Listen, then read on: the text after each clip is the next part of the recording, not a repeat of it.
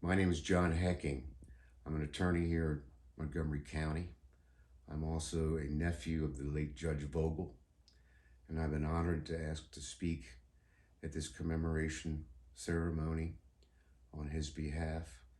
I think the reason being is because I knew him so well. The reason I say that is because he became my adoptive father, along with my twin brother, when we were both 15 years old. After my mother passed away, we weren't really left with a family after that.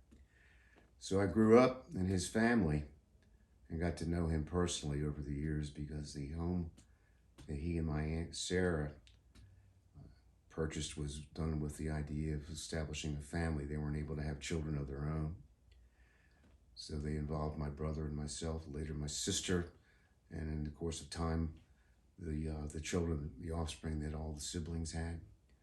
So I have a very unique snapshot of the man that most of you probably don't know about. A little bit of a bio here. He was born in 1926 in the height of the Depression to a musical family. They lived on Avon Road in Marion. And for all accounts that I'm aware of, he had a pretty idyllic childhood, going to Lower Marion schools.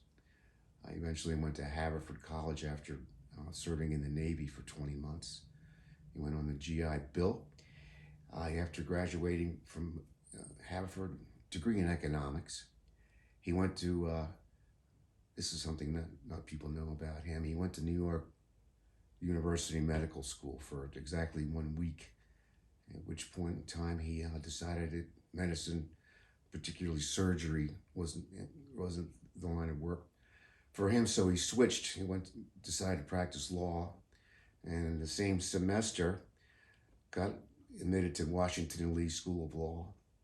Went there for a year, returned back to the area, graduated from Penn Law School, and he became involved in local politics, Lower Marion politics, and then county-wide politics. He was an avid Republican at the time, and at the time, if you had to be a Republican in Lower Marion to go anywhere in politics. It's not that way anymore. But he moved through the ranks of the hierarchy in politics and became appointed judge in 1966 by the Governor Scranton.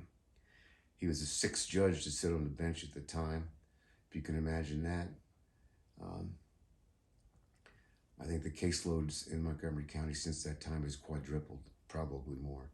In any event, that's where he planted a seed. He became Common Pleas Court judge and later was elected president judge. Uh, got to see a political side of him that a lot of people don't know about.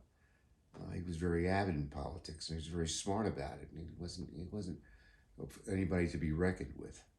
And one of his favorite things to do in life was to assemble all of his friends from the Bar Association, his lawyer friends from the area, and from his Haverford College alum, and they would assemble every election in his living room, gather around a little tiny 17-inch TV, watch the election returns, and then jabber about the nature of the politics that was going on at the time, which that was probably one of his most favorite events that he would recall fondly when he was getting older in his later years. And not many people know about that side of him because he was in his courtroom and in around the courthouse at bar functions and so forth. He was an affable guy. He had no pretense at all. He had not a hint of pompousness about him, which I'm sure is obvious to everyone. But he lived a life that he was very happy to be given in his lifetime. He said that often as he was getting older, sitting by himself. His wife, Sarah, my aunt, predeceased him by a couple of years, and he was alone and by himself in that house in Wynwood for 3 years, and it had an effect on him because he was failing physically. He had gone through a couple surgeries and was having trouble walking. He also had to deal with throat cancer, which he never talked about. In fact, he didn't really know about that issue until he had passed. So I'm here to say thank you for allowing me to speak to you all. And for purposes of decorum, may it please the court that a copy of the records that are recorded this day be made available to the family of Judge Vogel.